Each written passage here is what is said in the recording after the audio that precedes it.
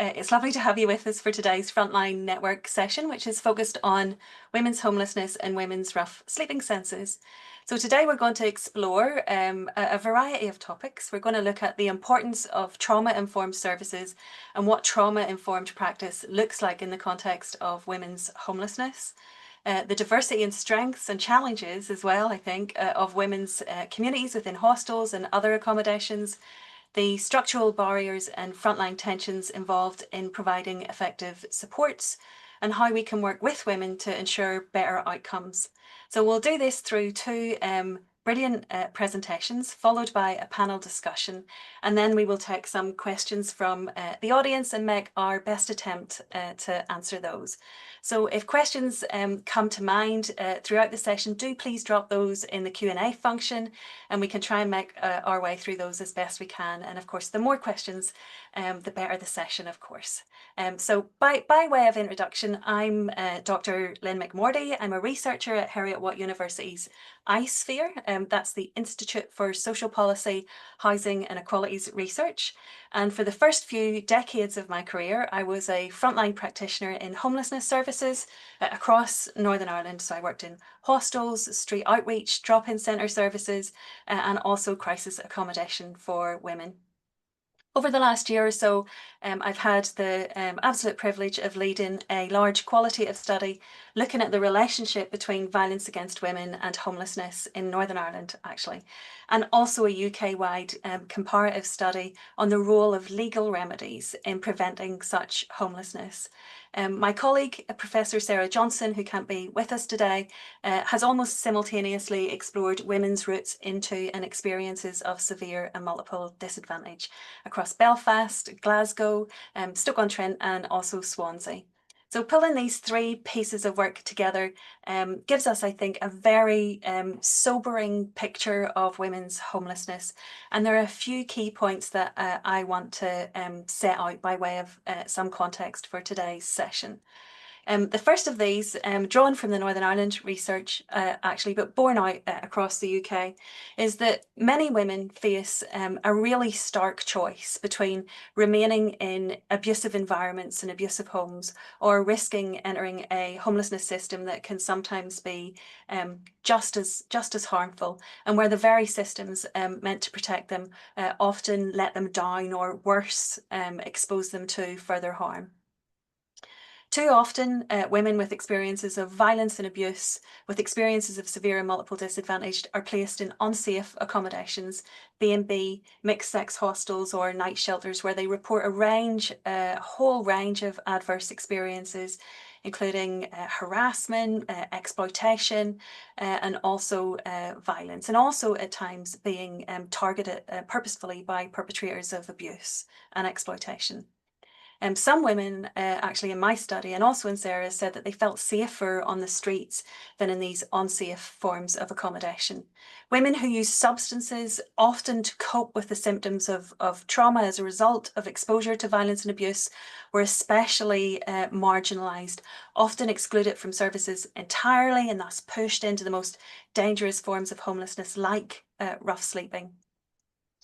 There are many points when the right support could help change these harmful trajectories. Work that focuses on homelessness prevention, early mental health supports, especially around trauma, early substance use support, and interventions or supports targeted towards women who are facing the removal of children.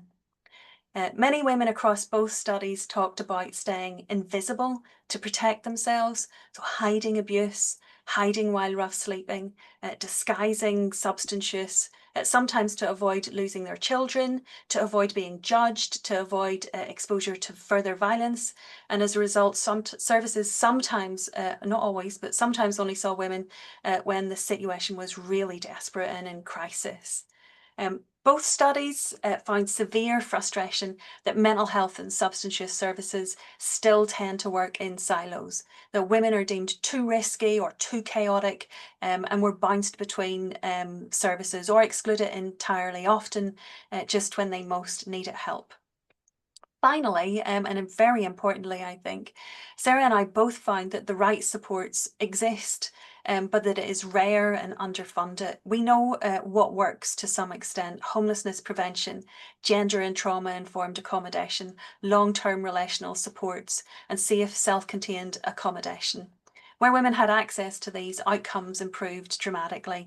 But right now, it's a postcode lottery, dependent in part on short-term funding, but also we find often on extraordinary staff who are prepared to go the extra mile rather than a necessarily well-designed system. So these stark findings set the insights, or these stark insights set the stage really for today. How do we work within this challenging context? How do we work with the diverse communities of women in our services to create support that is safe and effective and genuinely transformative? And we'll hear some really powerful practice examples next. And to kick us off, I'm delighted to introduce Amber Wilson. Amber is Deputy CEO at Basis Yorkshire, which is an award-winning Leeds-based charity that aims to end stigma, create safety and promote empowerment for women across the sex industry and women and young people who are sexually exploited. Amber is really passionate about system change, especially around women's homelessness and health inclusion, and her work constantly centres the voices and experiences of women themselves. So with that, I'm going to ask Amber to share her slides and take it away with her presentation. Let's hope it works. Hello, thank you for that introduction, Lynn. I already recognise so many things in the work that we do from your short introduction, which is, I suppose, tragic in itself, but there is hope out there, and that's one of the things I'm going to be talking about in my presentation. Let's start sharing slides. Can everybody see those? Yes, I can see some nods. Brilliant. Thank you. Thank you for the invitation. So I work for Basis Yorkshire, as Lynn said in her introduction. She's described what we do, and I'm here to also talk to also let you know, obviously, and to talk because we are the lead facilitator for the Frontline network around Leeds women's homelessness. We lead that, we facilitate that Frontline network. We are a theme-based network and represent Frontline network here in Leeds.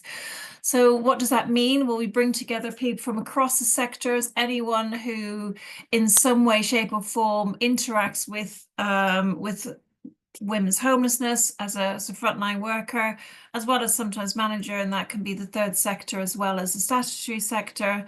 And when I say we, my colleagues here on the chat as well, it's mostly Annie that does most of the work, but we also organise regular meetups where we look into systems change, we share and facilitate training that's been requested for the network, and offer a peer support facility for everyone who's working on the front line, because we know that can be really challenging and difficult places, as we've heard throughout the day. I guess one thing to mention is why Lynn mentioned I'm quite passionate about system change and homelessness. Why did we, we're not necessarily a specialist homelessness charity, but the reason we picked this up is because we saw that so many women that we worked with had poor outcomes in regards to homelessness, and it was a real barrier to achieving other outcomes that they might be working towards. And we also couldn't see that the women we were working with, whether they were being exploited or sex workers, really were visible enough in the system. So we started working in creating evidence and working together with other partners to say, okay, well, how can we bring this to the fore? How can we make their issues that they face and the challenges and the barriers more visible? And so we'd been doing that for about 2 years, amongst others with support of other frontline practitioners in Leeds, when we discovered the rough sleeping census.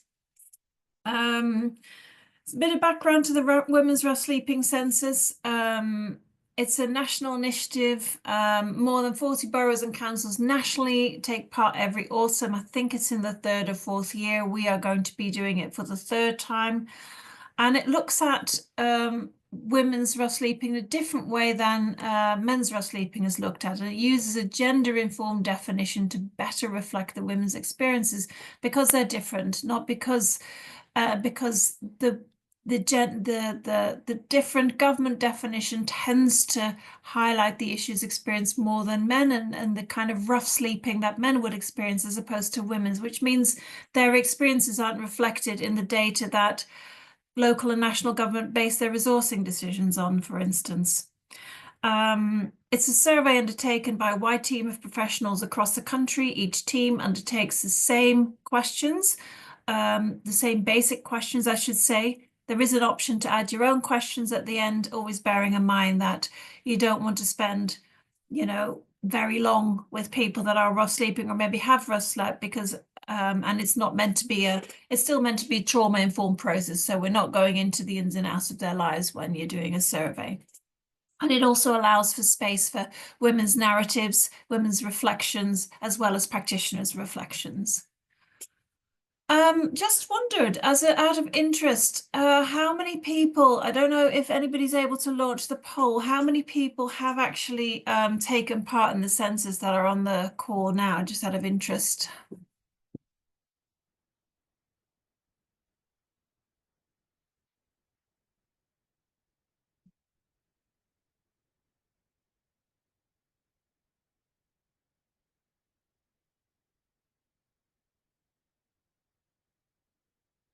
Yep, shall we see if there's any results? Thank you.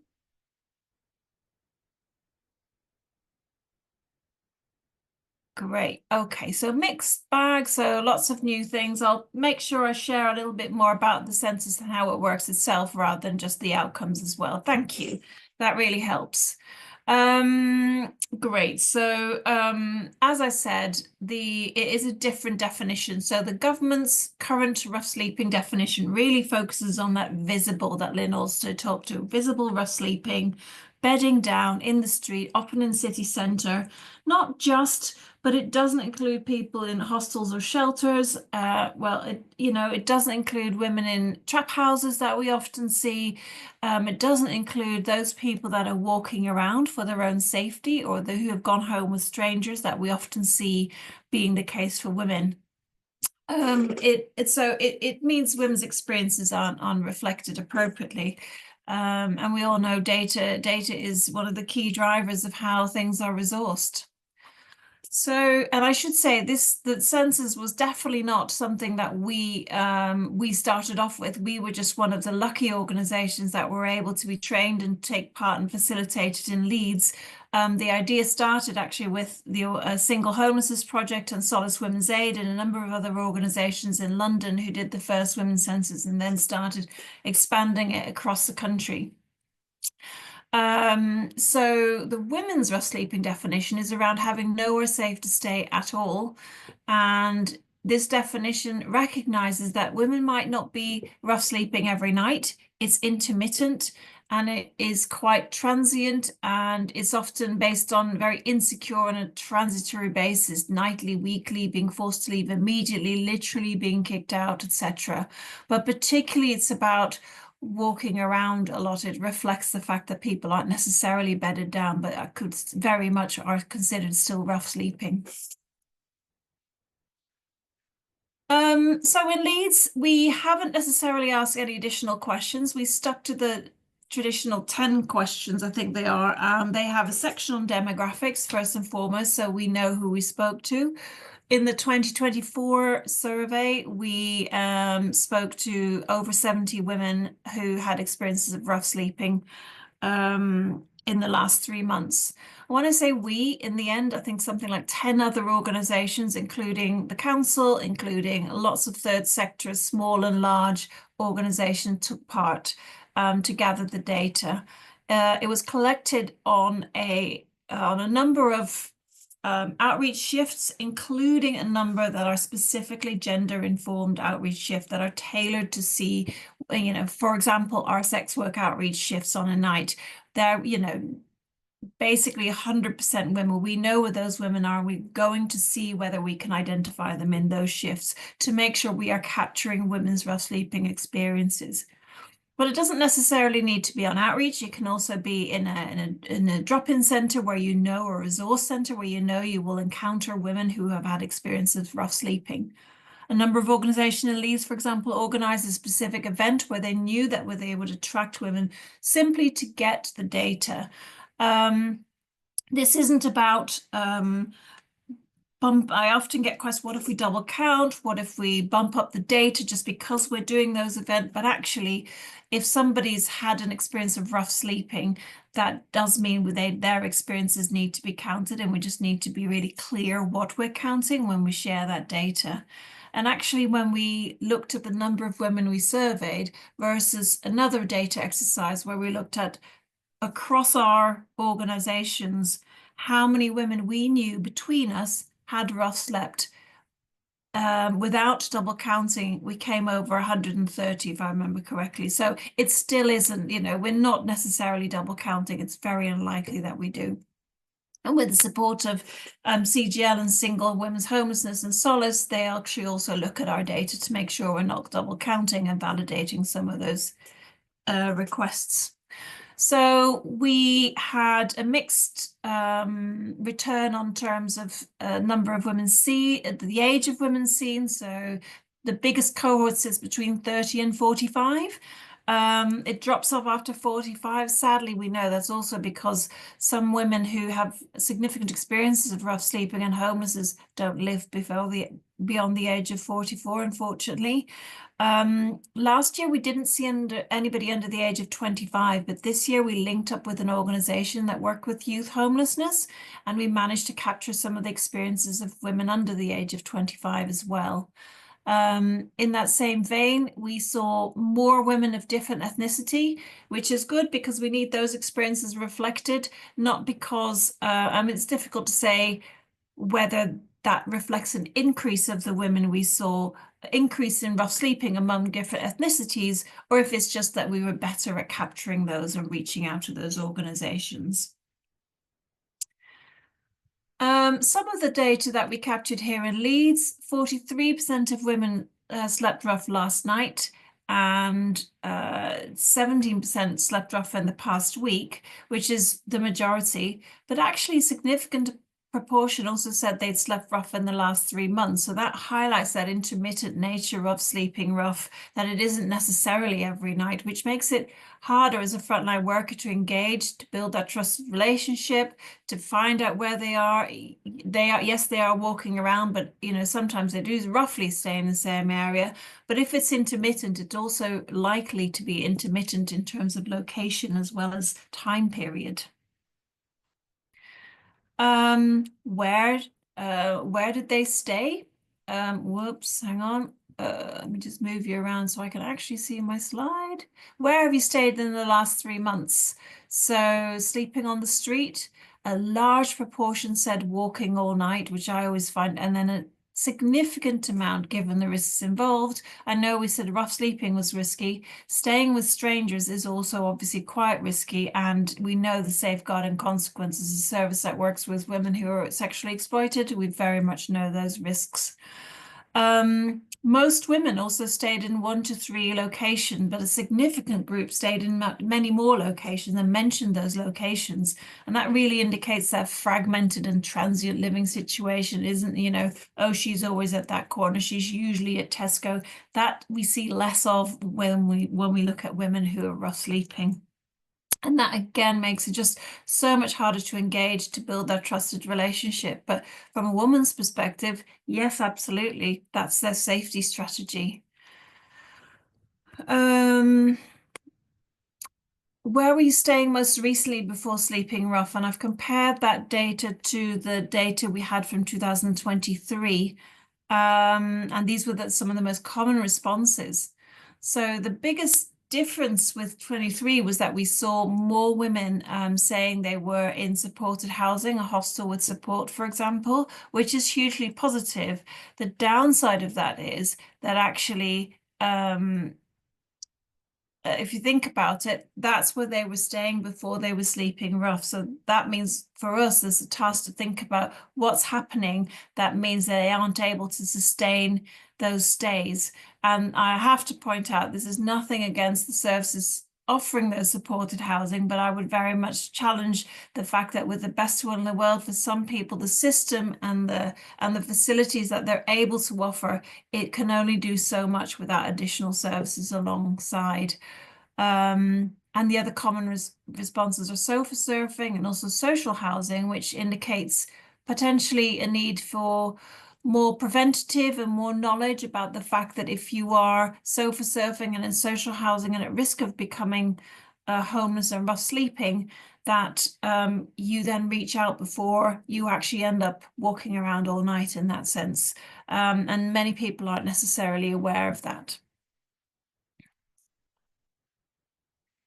I always want to make sure, as I said before, that we reflect the women's comments. And this year there were, it was great to see women reflecting back much more in a narrative way as well after they'd done the survey. Encouraged the fact that they're willing to speak up about that. And it reflects very much what we hear from Lynne's work, but also around our services all the time. It's scary sleeping on the street.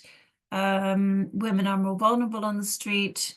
I'm just much more aware of my surrounding.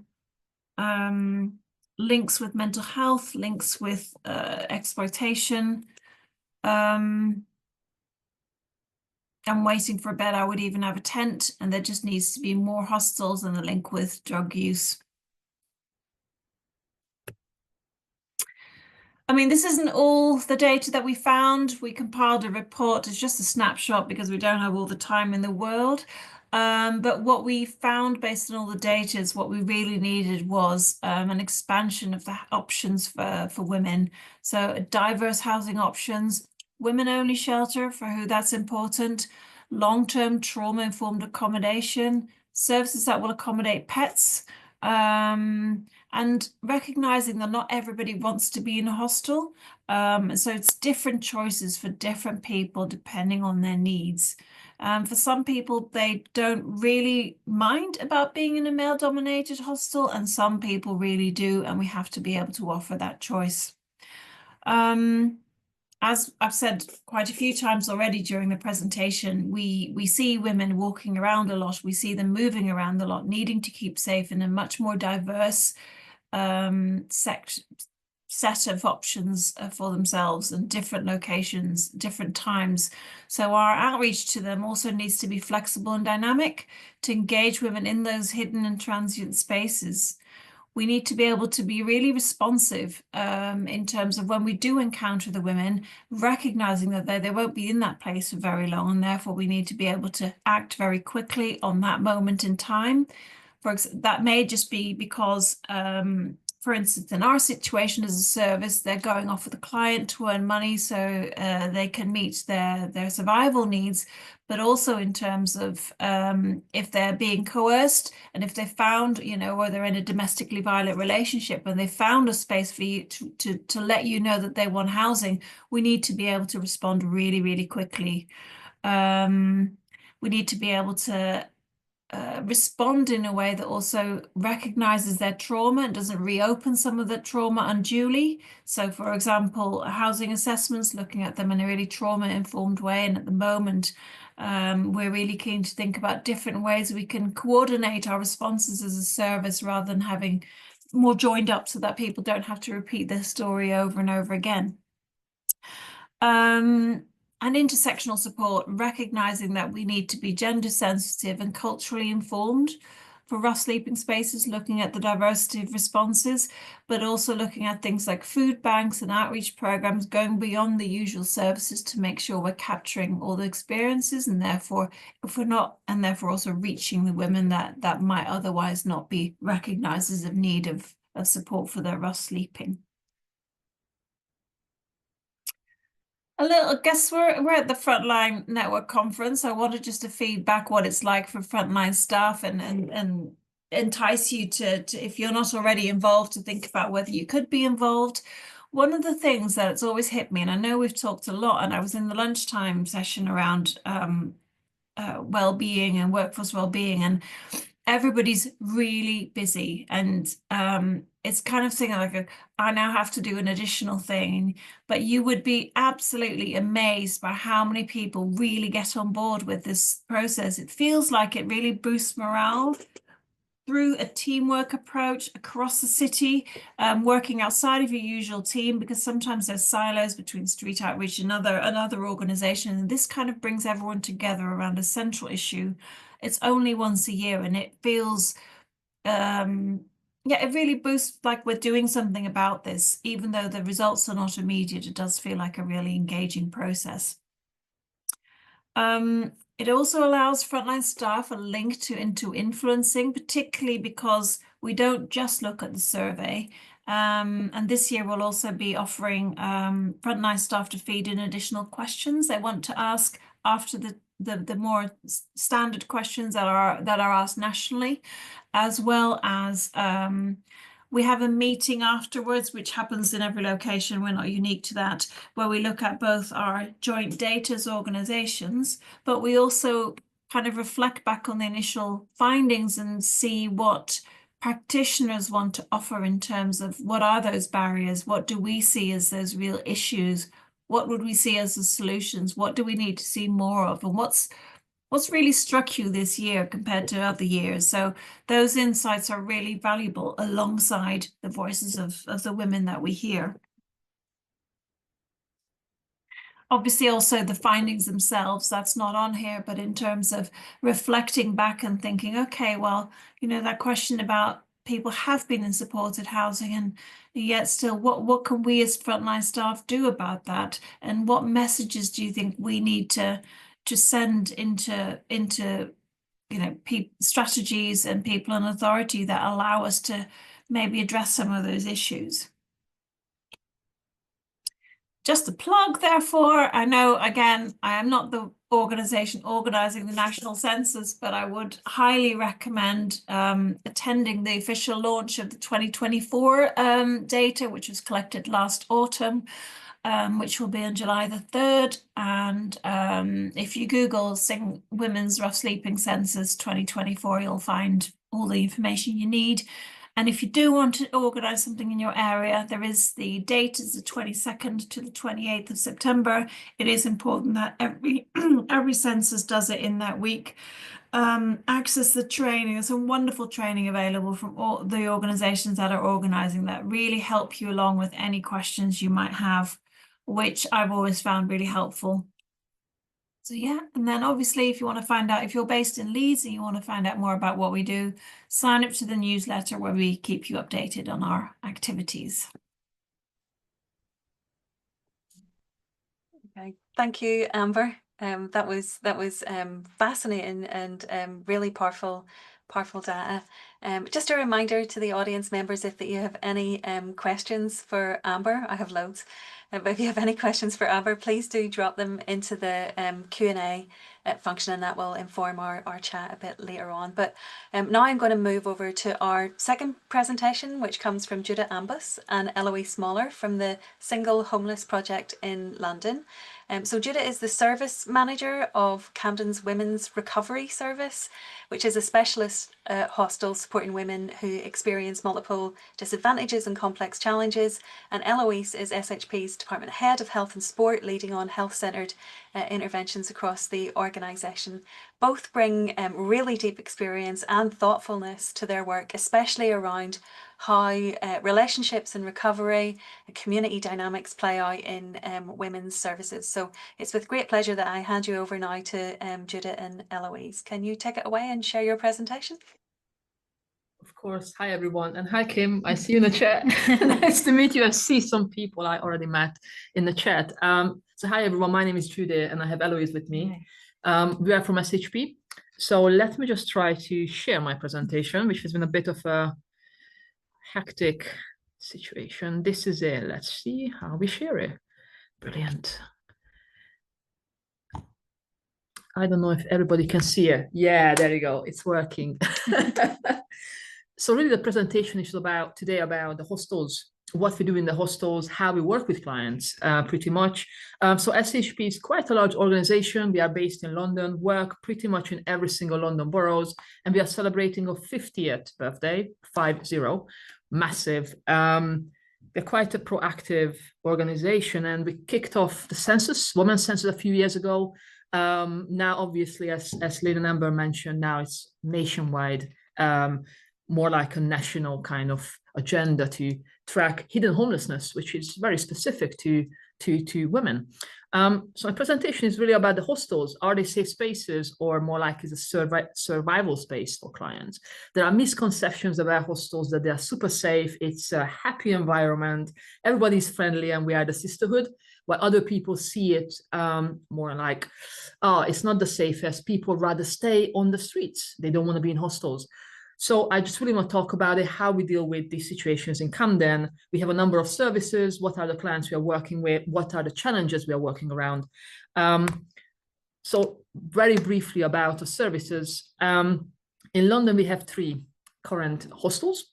One is our SHP respite service, which is based in the borough here as well, working with clients who are mainly fleeing domestic violence and facing multiple disadvantages, but more like a short-term solution, really based on people fleeing the violence. And we have Grace House and my service, the Women's Recovery Service in Camden, different sizes, different vibes in our services. And we are working with clients who are staying with us for what, 2 years, 3 years, coming off the streets, more rough sleepers. Some people been on the pathway many, many years, 5, 10, 15 years, but it seems the mixed services are not working as well. It seems they are abandoning, going back to the streets. So something is still missing there, okay? So what we understand about women homelessness is that it's really about the depth and complexity of their experiences. You really have to listen and offer that space to feel safe. So why are we different? And we, I mean hostels, women-only hostels. You have to work with a trauma-informed and gender-specific approach. Women need emotional safety. There's obviously, we talk about the physical safety. They're coming back to the service, still on the streets, still rough sleeping, but they have a space. They can come back at night. They can have, a hot meal. They can talk to a team member. Somebody can listen to them, that's fine. But what they actually need is building the trust, somebody to really talk through all the emotional issues, all the problems they went through, their experiences. We all know most of the client went through domestic violence or some sort of violence on the street from other rough sleepers, male and female often. Children often been taken away from them, which is already a trauma and some form of violence, if you think about it. There's a massive stigma around women and homelessness. Like homeless mothers don't even exist, but they do. And many of them are actually in our services. So, you have to be very mindful. There's a massive difference between mixed services and female-only services. Women talk a lot about, obviously, their childhood. They talk about their experiences with other women as well. That means some people love to be in a women-only hostel. They really enjoy being around women to talk, share the trauma. They feel at home. While other clients are like, you know what? I actually experienced certain violence, some violence on the street from other rough sleeping women. I don't want to be around them. So we have to work around that stigma as well, that when you're on the street, you are in this mode of, I have to survive. So often clients come into the services, obviously there's a lot of anger, the depression, self-harm, there's so much going on with them. And when they come into the service, this is the space to calm down. This is the space to start to understand where you are with other people, how you communicate, who you are actually as a person, because your identity is lost. Often when people come into our services and we do an assessment, to be fair, my first question, if I do the assessment, is, can you tell me something about yourself? Who are you? And I can tell you, most of the response is, I'm a crackhead, I'm homeless. People rarely say, oh, I like the color blue, I'm a mother. You know what? I like Pokemons. I don't know, weird things that we all like. Really comes up. People don't know what to say. That's another thing. They just don't know what to say. Okay. So how we see within SHP, women's services, we need to give the space to women to settle down. There's going to be challenges. There's going to be incidents. There's going to be threatening behaviors, sometimes abusive behaviors. But yeah, people went through horrific violence. So there is a response to it. When they come into the service, we give them the space to calm down. Sometimes it takes a month, sometimes it takes 2 years to get the message through that you are safe here with us. So let's work on your benefits. Let's work on your substance use, okay? And this needs very intense multi-agency work. I'm a massive fan of MDTs, multi-agency work, multidisciplinary teams. Alone, we cannot resolve this issue. And when you talk to clients, when you see the clients coming off the streets or just, circulating around hostel pathways, in and out of prison, that's another thing, in and out of mental health institutions, mental health wards, hospitals for physical health. I'm not a physician, I'm not a psychiatrist. I need that support into my hostel. So working with other professionals, the drug services, the benefit services, domestic violence services, the police, that's a massive thing as well. In Camden recently, we had a small group of very hardcore police women. They said, we need to do something with this. Our reputation is not that great. We are actually here to care for people. What we're going to do, they set up a Vogue service around King's Cross. Now they are coming into your services, talking to some of our clients, about their safety. Do you feel safe on the streets? And this is actually quite interesting, because if you think about communities and neighborhoods, you don't think about the hostels, but my clients are your neighbors, but everybody thinks about them as causing ASB, right? So having someone come in and say, listen, I know you go out and bag. I've seen you in the corner there. Do you feel safe actually? Is there anybody bothering you? You have the right to do certain things, but often people are seen as antisocial behavior. So we are trying to build this relationship to actually anybody who comes into a service, even a police officer, even ambulance crew, but mainly obviously drug services, mental health, to understand our clients are not a threat. They're actually somebody who needs a space to heal, So this is super important. Strong focus on emotional safety and boundaries, same thing.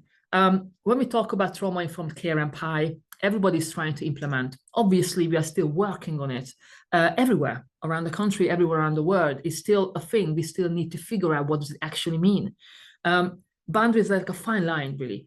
How you challenge clients when they are emotionally in a heightened state, when they come around, they shout and scream and kick. But this is actually a cry for help of them.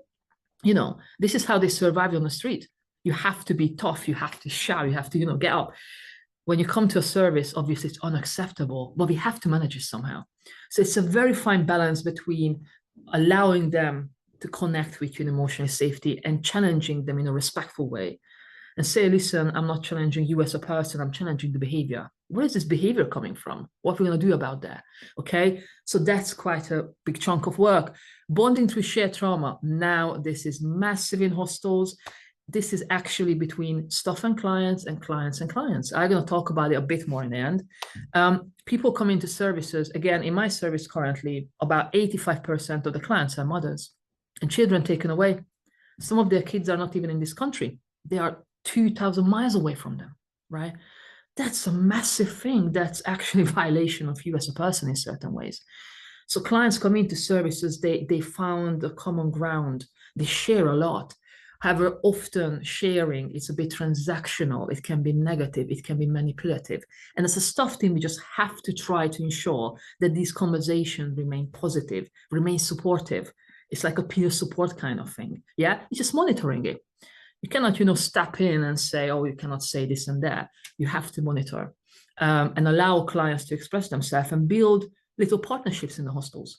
Again, some of them are a bit cheeky, a bit transactional. Many of them much more transactional than others. But, that's the work. That's the work. And sometimes it takes years to get to the point with the clients when they understand their previous behaviors and say, oh, actually, I'm tired of this. I want to do something else, right? And extreme resilience. As professionals, we always think about risks. Every single meeting is about safeguarding, risk management. What do you do with the client? Do you have a safety plan? And this is super important. But at the same time, in my professional opinion, we completely dismiss the fact that women are absolute survivals. The reason they're hidden homeless, because no matter what, they're going to find a way on the top of the London Shard. If this is the only place to stay safe, they're going to make the way there. Okay. So, we have to accept the fact that super resourceful clients we are working with, they went through a lot. We just have to allow them to actually understand their own experiences, find some meaning in it, and move on from there into more like a positive future. Okay. It's not always about risk. Yeah, that's the practical part of our work. But also to understand, actually, they are just like superhuman level, trying to survive, trying to hide in British Library, 20 years, hidden homeless. in the morning, goes out from the shed in the corner, stays in the British Library all day, 20 years. And only the census is picking this up because nobody sees a person homeless. 20 years, this is completely insane. But somebody's surviving, this is the way, very creative. Talking about challenges actually in hostels, there's a lot. I could write much more than this, to be honest with you. One is super important, the mothers we don't see. I can't emphasize enough. Clients are mothers, most of them are mothers. No matter young, old, no matter the age group, they are mothers. Stigmatized, kids are taken away because you are an addict, you are a crackhead, you cannot see your children because they are at risk from you. And often this is the case. Obviously, you need a healthy environment to grow up. You need, you need to be nurtured. But just to say somebody is wrong, you are a bad mother, this is your stigma. Go away with it. You don't see your child for the next 20 years. It's a bit cruel, isn't it? And we don't know what to do with this in the hostels. We talk about it, but actually we don't know where to go, who to ask, like, what do you do with it? Is there any psychological support really? Does the police support that? Does the, systems actually, what they do with this? What are they doing with this other than taking the kid away? We don't know answers, there's so many things are missing. And clients obviously are frustrated. It's a massive trauma in their lives. Massive challenge, emotional toll on staff, everyone. It's from frontline to managers. It's coming into women's hostel can be super uplifting. You see people are surviving. You have the banter. I mean, you have to get some humor into the game, yeah, because it's a challenging environment. You have to build, a really good relationship with clients. You have to have some fun. They're humans as well, obviously, professional boundaries. But the violence and the sexual violence, it makes it very different environment from mixed hostels. I managed mixed hostels in the past. I had really different, challenges, yeah. I had clients threatening me, male clients or something, it was always there. But actually, I never experienced this, clients coming back with a bloody t-shirt because the partner just attacked her in the corner of the street. And the only thing she could think of just rushing back to the hostel, but she doesn't want to talk to the police. How would you feel if you're sitting in the reception and somebody walks in like this? We don't talk about it enough. There's reflective practice, there is supervision, there's like many clinical things ongoing, with the PI and trauma-informed approach. But do we need something more? Is there any, enough space to talk about these experiences? We are mothers, we are sisters, we are, we are friends, we are women. Many of us went through some sort of violence. Many of us have children. You actually feel it in your core. When you work with your clients, it's part of you. So it's a very different game compared to mixed hostels. The pressure to get results, when people just surviving. We are working with so many clients, 3, 5, 4 years, out on the streets, rough sleeping. They're coming into a hostel, accepted, using the bed space once per week, coming back for a hot meal. What do you do with that, right? What you need to do is really building the trust. When they come into the service, have a smile, crack a joke, professional boundaries, obviously. Try to find a way to that client, yeah? Try to find some connection. We do some outreach, obviously. We work in partnerships. But if somebody been on the street for such a long time, abandoned many hostels for one reason or another, abandoned flats, been in relationships, you cannot force them and say, oh, tomorrow you need to be a methadone script, girl. You need to have a mental health assessment tomorrow. This is not a priority. And sometimes we need to give time, and sometimes the time is years to get to the point where a client is like, you know what, Judit, I'm tired of this lifestyle. Can we get on methadone? Can your staff sort out prescribing for me? But there's no time for that. Pressures, to show that we are hitting targets. We are doing things with the clients. And often these are soft outcomes. The trust we build, that the client comes back, not once a week, but 3 times a week after 6 months. That's a massive win. But in the system, you still see it. It's a rough sleeping person, doesn't use the support, doesn't use the bed space, yeah? So it's a mindset change, really, that's needed. Women often return to unsafe people and places. Women are still in DV relationships when they come into the hostel. They often still go out to beg. They are controlled by the partner. They are sex work because the partner forces them. They don't have a bank account because the partner takes the benefits, so they cannot pay rent at my service, putting their bed space at risk. Quite a massive issue still, despite all the support available. Again, it's a long term. It needs to be getting together with other professionals, talking to the client how she sees the relationship, because often clients don't see the risks we see. They see it as support. If you're on the street, right? Somebody needs to protect you. This is sometimes clients see it, but this person does protect me, Judit, from the others who are coming and prey on me, okay? What we see, the person is getting abused by this one man, okay? So again, it's still ongoing when they come into hostels. Nothing is ending there with violence.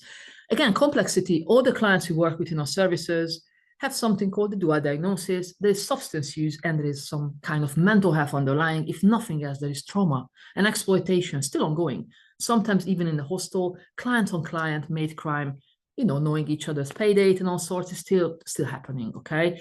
And working with that complexity, we are not seen as to be like a specialist service. We are just a housing provider, which is not true. We are mental health nurses, we are drug workers, we are social workers, everything. We are like managing chaos in a way, everything. We are not a deep specialist in all of these subjects, but we are actually a specialist. We know everything. We know enough in these areas to actually support the clients. But we are not seen like this. We are just a hostel. And I would love to see this changing. That actually there's more respect to hostels. You know, the staff generally, we see in homelessness sector that hostels are specialist spaces. No matter if it's mixed or female, these are specialist spaces. And yes, services are not designed with trauma in mind. I mean, most of the hostels built 50 years ago, 40 years ago, they were just blocks of buildings. And now they are women-only hostels. Should be pink and fluffy and beautiful and big gardens and tropical forest and all these amazing things. But what I have is a cluster of 12 clients with no windows. I don't know, you know, I've been to hostels and it's always a different vibe. They're not built, they're not purpose-built. And services in general, women's services, mental health, drugs is missing. Achievements, very, very quickly. Trust, that's what I'm talking about. It's a slow burn, super slow burn with many of the clients. You have to be quiet, you have to be meaningful, and you have to be slow. Clients are coming with so many stories, and often the attachment is very quick. They get attached to stuff, and this is damaging the stuff, damaging the client. How you work with those boundaries. And another, you know, the other side of it, the clients who don't want to stay in hostels, what do you do with them? You go outreach, see them once a week for 2 minutes while they're begging at the station.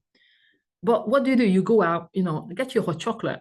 Oh, you want a haircut? Let's go into a haircut. They just, yeah, I have a tenner. Let's go into a haircut. You know, trying to do something while you're on the street. Stability, basic stuff. Bedroom, you know, you have a bedroom, you have a shower, there is food. Come on, let's build some structure around it. It's going to be very difficult, but structure helps with mental health, with everything else. People come obviously with a lot of belongings. There's a lot of hoarding risk, health and safety, arson risk, a lot of challenges in hostels. Creating that stability that clients know when they wake up, stuff is there. When they need something, stuff can support you. Okay, very important. We are linking women with vital services. Obvious, anyone, when somebody comes into a hostel, MDT meeting straight away.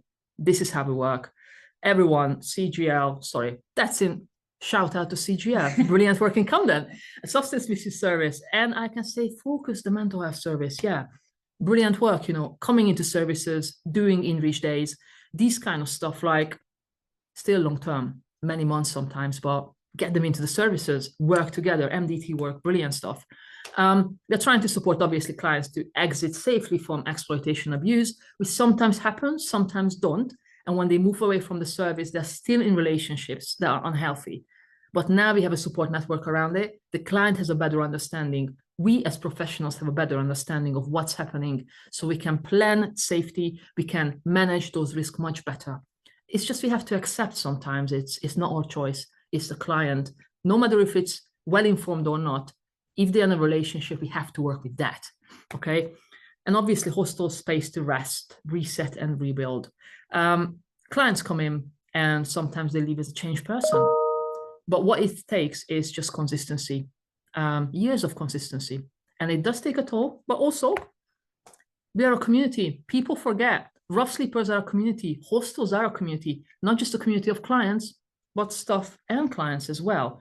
Because growth is not one-sided. People bring in stories. I'm like, oh my God, this is amazing. Like things that people survive, things that people share, the life stories, it does changes you as a person. Maybe you are more appreciative about your life, you know, actually are a bit more lucky than others. You know, you learn so much about the world, worldviews, diversity, whatever is happening in your community. You see the world in a very different view. I see Camden very differently now than 10 years ago, I'm telling you. As soon as I leave the hostel, as soon as I leave home, I see people around and I know, oh, I know this client and I know her story. It's not just begging in a corner. This woman has 2 children, you know, and this woman used to be a teacher. There are stories everywhere. It changes you. Shared spaces, share stories. This is about clients. Again, they're sharing those spaces. At some point, they get together, even if it's a transactional, not too positive relationship, let's say. But they look out for each other often. They grab your hand and, oh, let's go. Let's get you on methadone. I see you're using more than before. You're not looking good, girl. You know, or I know you need to see your child next week with social services. You cannot attend like this. You need to take a shower. And you see these conversations between clients. It's amazing, you know. They have an impact on each other as well. Mainly positive, sometimes negative, but you know, it's just a mix. Relationship build on care, but you have to challenge. How do you challenge it? To me, still a question. It's a fine line. Sometimes I make mistakes. Sometimes completely fine. Nice thing with clients, you know. Couple of warning letters. But clients understand it's not about them, it's about the behavior. For some people, it needs to, you know, needs more time to understand, like, these people are not against me. The system is not against me. Actually, they want to help me. They're pointing out, I'm doing something wrong, maybe. I'm doing something not healthy. They actually care about me, you know. Every day is like this. Some days in the hostel are absolutely a riot. It's fun, it's amazing, it's beautiful, it's laughter. And the next day there's an incident, there's abuse. It's like a roller coaster, but it's actually amazing space to work in. And holding space for healing, that's the most important. Sometimes what clients need is really just peace. And sometimes staff team, you just have to take a step back and say, listen, I know what you have done, there was an incident or this and that happened, but this is maybe not the right time to discuss. I'm just gonna close that door. I'm just gonna step away and I'm gonna see you next week or something. You know, just giving space sometimes. You don't have to always be there. Allow people to rest their mind and understand what's happening around them, really. It's a community and it's an amazing place to work, guys. Completely life-changing, to be fair. And it really, when you work in hostels, you really see the systematic issues. Talked about the census, talked about hidden homelessness, mental health, being overprescribed by medication, sexual assault, not taking you seriously. And with the homeless community, that's a massive thing. Because you are homeless, you are off transactional sex. How can you be raped if you offering sex? Of course you can. Of course you can. So there's so many other things that are challenging, but the clients are actually teaching us so much about their world and for us actually how to challenge the system by learning from those stories from the clients. And I think this is my very last little slide. So what I'm going to do now, I'm going to pass it to Eloise. Super quick, just conscious of time, but I'm just going to come in to add to Judith's safe space and that holding space for healing. And a big part of what we've done over the last 2 years is bring in health to our women's services. Often they're labelled hard to engage or hard to reach by these services that can't engage with them, and that's not the case. And what we've been really trying to do with the health work is sort of prove that wrong, and actually our services and statutory services aren't set up to work with these clients and to remove those barriers that the women face. It's hard enough for most people to access healthcare, and then if you're homeless and on top of that a woman experiencing homelessness, it's near impossible to access most of the services that you require, especially when Judith's talking about a lot of these women being mothers, and actually the issues that have come up, prolapsed uteruses and C-sections gone wrong, and no one's ever stopped to look at that afterbirth care for a lot of the women that we work with. So we 2 years ago started to implement our health project into the women's services, and really on that community vibe were led by the women and what they wanted. And to be honest, at the start, a lot of it wasn't around what you would think is healthcare, and it was much more around someone coming in to do nails or haircuts and that stuff that really makes you start to feel good about yourself. And through that, we had a lot of like co-production conversations. In some services, we had roundtable discussions with women to start to bring in more of the healthcare that you would sort of typically imagine, and really utilizing that safe space. So everything is done on site in our hostels with the help of like clinic rooms that have been built to just add that privacy level. And as a result, we've seen a huge range happen in our women's services, but we deliver smears. So we have smear and smoothie days. Sometimes up to 12 people have had a smear on one day. Breast cancer awareness, teaching women how to feel, but also offering that support in safe spaces. And we've seen breast plants be removed that shouldn't be in there anymore, but also lumps and bumps found and further looked at. We've also implemented monthly period products through donations, but not how you would normally think about donations, because there's no point receiving a donation if you've just got pads in all one sizes. Everyone's period is different and everyone needs actually. So changing how those donations work and making sure what we have is right for those women we support. Sexual health and contraception, actually looking at longer contraception than just providing a bowl of condoms on a reception desk, but talking through those options and educating what is out there.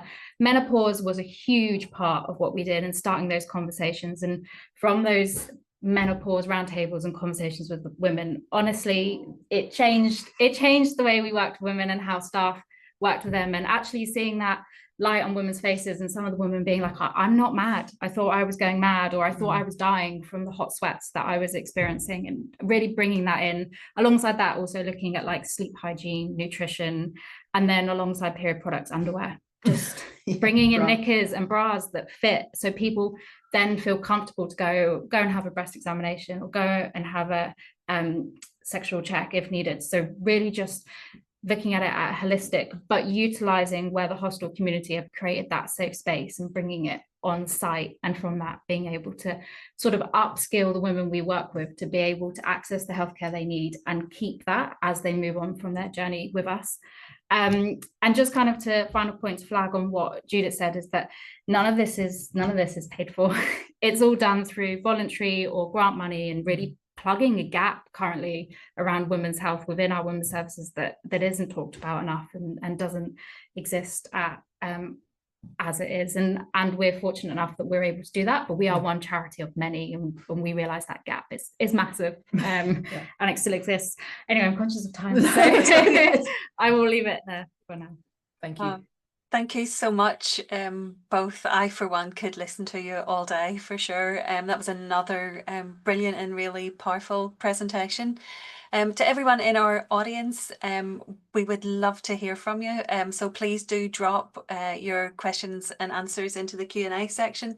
I think you can also put them in the chat if you're having trouble finding the Q&A, and we'll move them over to there. If I don't hear from you, then I'm going to get to answer all the questions, which is great. But do please put your questions in there. And in the meantime, we're going to have a very quick panel discussion. So I'm going to kick off by asking, bringing Amber back in again, if possible, and asking Amber, just what are your thoughts on what the greatest barriers are to providing safe and effective services to women at risk of rough sleeping? Oh, you're on mute, Amber. There we go. I guess some of those were covered in both mine and Judith and Jane's presentation already, but I think to summarize, the system isn't necessarily designed to be trauma informed, which is so much needed. A lot of the women that we support have had children removed, are victims of DV or sexual violence, have whether in childhood or later on, and that doesn't necessarily get addressed at those stages, and it's really hard. And Judith was saying, it's, yes, we try, but it's with the facilities that are there, it's not always able and possible to do it perfectly. It's really hard. The system doesn't allow for responsiveness to that moment, that window of opportunity. I always talk about when they are ready to flee, go, want to address their situation. We need to be able to jump on that straight away. There isn't enough data and evidence necessarily about women's experiences, and that stops people designing services in that way.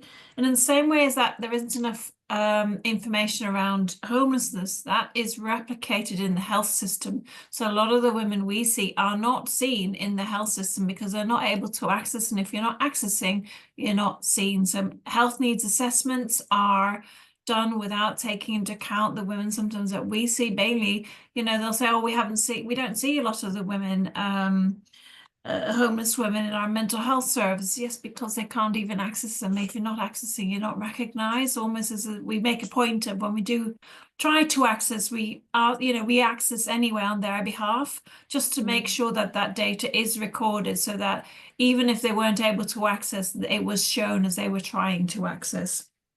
Criminal justice. The criminal justice system is a huge barrier. If you've got experience of DV and SV, you're not able to get the support you need, that your perpetrator is still at large. Sometimes you're not able to really feel free enough to disclose and to get on with your life. Criminal justice in the context of Basis is obviously an issue because some of the aspects around sex work are still being criminalised. And the joining up of services and the building of relationships is really, really hard when funding is short term, when there is an element sometimes of competitiveness and systems are siloed.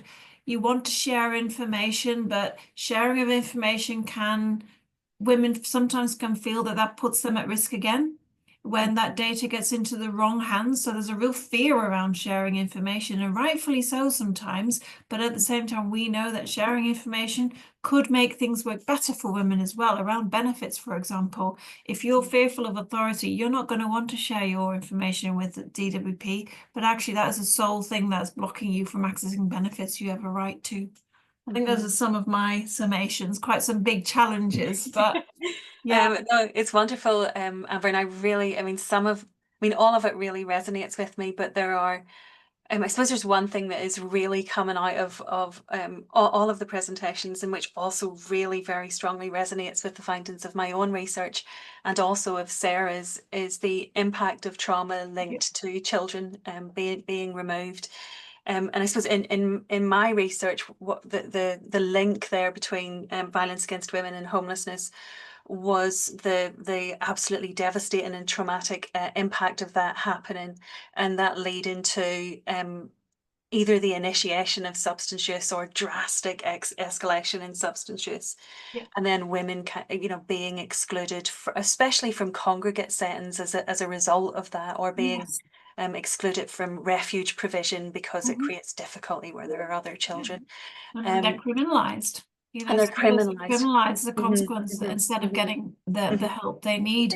It challenges their interaction sometimes with authorities as well. If if the police were involved in the removal, every time there's a police officer, friendly or not, that will re-trigger and re-traumatize and bring up those memories. You're never going to see them as a supportive agency.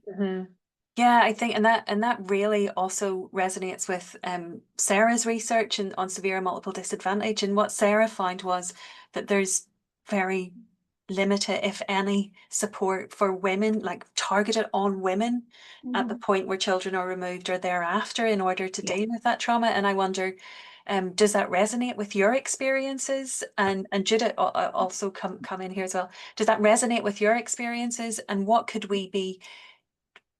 would trauma-informed practice look like in that incredibly difficult moment? I know it's a big question.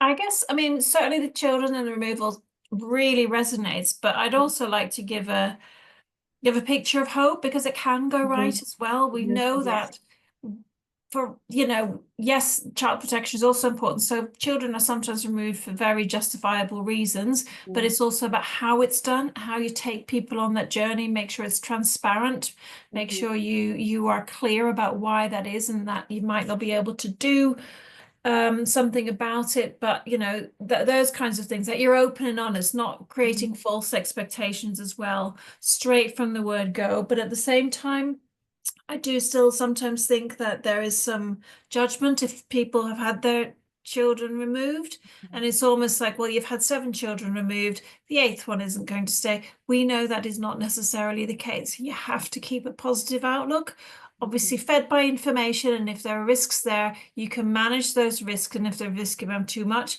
you obviously can't sustain it. But at the same time, we know that you can't judge what happened in the past necessarily what happens in the future, and we do challenge that sometimes, and we've seen some really hopeful outcomes where it has gone right, even after 10 removals, and that then when it goes right, that then triggers those relationships with previous children being re-established where that's possible. Yes, definitely. Judit and Eloise, do you want to come in at all and comment on the same topic? If not, I have other questions for you. Just very quickly, I know I can talk a lot. So, well, it's a massive topic. What I would just say, I completely agree with Amber on being transparent.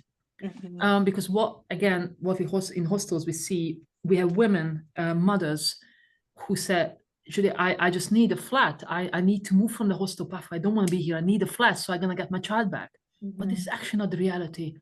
And I'm not sure if it's system, if it's the client's understanding, if it's like a user-friendly language used to explain clients from the get-go, actually, your child has been removed. This is the reason. And there's a way back, there's a positive future for you too. But there are certain steps, and this is how we're gonna help you, and this is the people you're gonna help for you to achieve. Instead of like, oh, get a flat, sure you do it, you are a good mom and you get the child back. That's not the way to communicate it.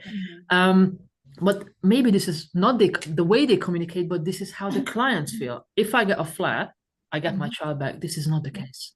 And it doesn't resolve the basic issues. Like maybe there was, substance use addiction and the child wasn't safe at home. As Amber said, there was a reason the child has been taken away.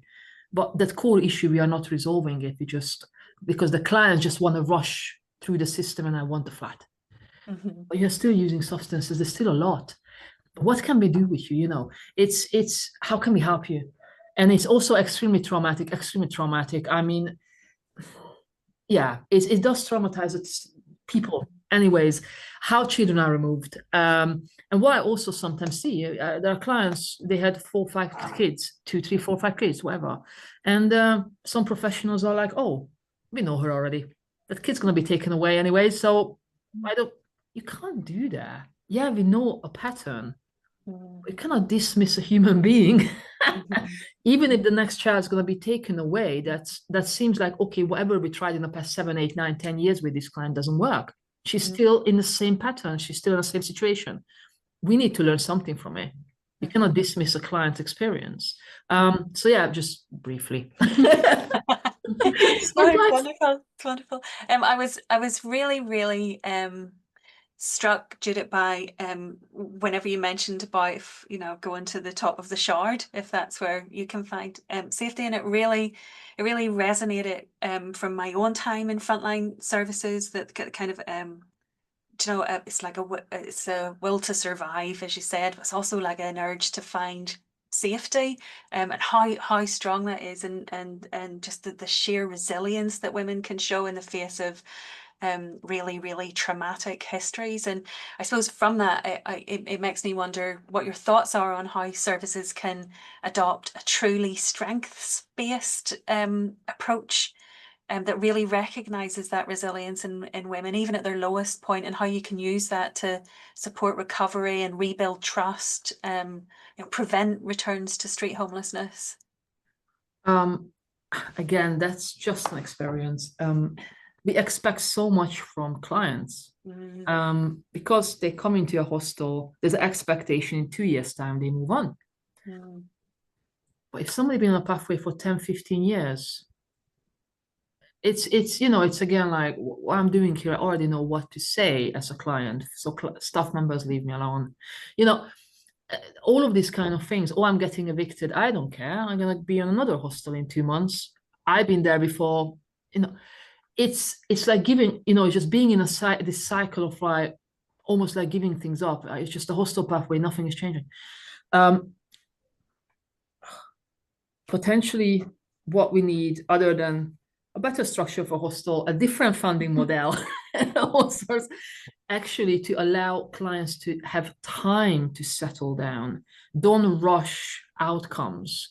If somebody rough slept in the past 3 years, finally after DV navigators, outreach teams, outreach nurses, trying to get that client into a hostel. After 3 years, this client says, you know what? I'm going to go in today. What changed? We don't know. After 3 years, she comes in. We shouldn't bombard. You need to be on script. Can you do this? Do your PIP because you need to maximize the benefit. Yes, we need to, but the client is not there. It's not there yet. We have clients who are coming into the service. They lost the sense of what does it mean to be in the room. You give them a beautiful room and they set it up as it would be in a street. They sleep on the floor on a sleeping bag and barricade themselves with rubbish inside the room. Not because they don't care, but this has been a lifestyle in the past 3 years. Let's allow them to actually understand they are indoors. But this obviously needs a lot of time, a lot of effort, different stuff training, different understanding how we approach clients, I think. Again, just a whole different structure how hostels work. Can I stay longer than 2? What's your move on targets, whatever, we talk about targets all the time. So that's quite a big one. And just this trust building, it does need time. And one thing we do, team around me. There are professionals meetings, right? MDT meetings, professionals meetings. You get together, you discuss what would be right for the client from your opinion. We come up with a conclusion, all of us bring in our ideas, and then we force it on the client sometimes. Sometimes we need, it's risk. We have to make sure the clients understand us and we manage the risk. But the team around me, it's a type of meeting where actually the client can decide who's part of the meeting. And the meeting is really about the client in the middle. You give them some kind of positive feedback and ask the clients, what do you think? What does work? How do you feel about us working with you? So you give some kind of power to the client to make decisions and at least feedback. And you can learn a lot.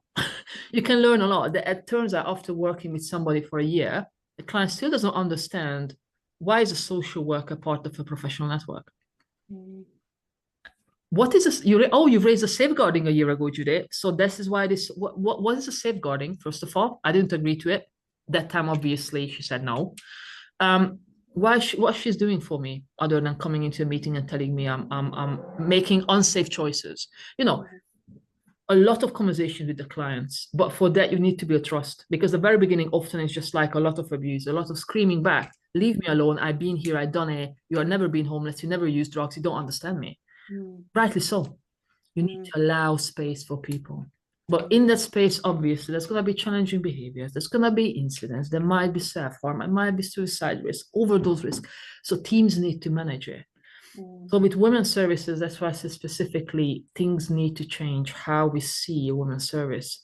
What is a team like? How we support the teams to support the clients? And for clients as well, how clients see the hostel pathway altogether.